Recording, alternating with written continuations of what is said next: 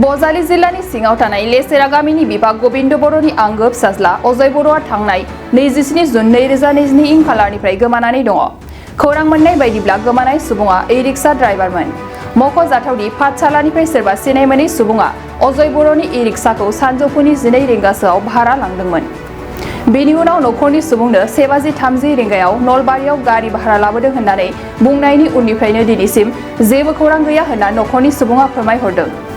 सोरबाफोर बे सुबुंखौ बहाबा नुसनबायोब्ला नखरनि सुबुंनो नैबे जानबुं नम्बर 9707396212 एबा 7619659971 आव फोरमायहरनो थाखाय बड'लेण्ड बुब्लिनि गेजेरजों फोरमायहरदों।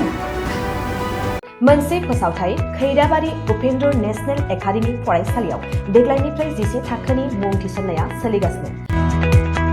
फरायसुला आरो फरायसुलिफ्रा थाखो 10आव मुं थिसननो गोनो गोथो जानानै दंब्ला एबा देग्लायनि मेट्रिक आनजादाव उथ्रिना गुबुन फरायसालिमाफोराव मुं थिसननायाव मानिबाफोर जेंना नुजाथिदोंब्ला नोंथांमोना जिंगा दासि खैराबारि उपेन्द्र नेशनेल एकाडेमि फरायसालिया नोंथांमोननो थाखो 10नि सोलोंथाइ लानो खाबु होदों।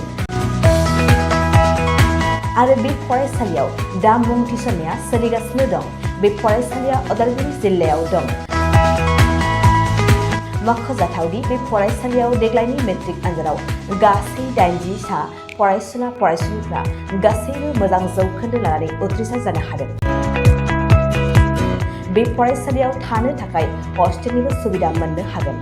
गोबां मिन्थिनो थाखाय 600035767223 8486610047 आरो 9101511040 जानबुं अनजिमायाव जगाजग खालामनो हागोन।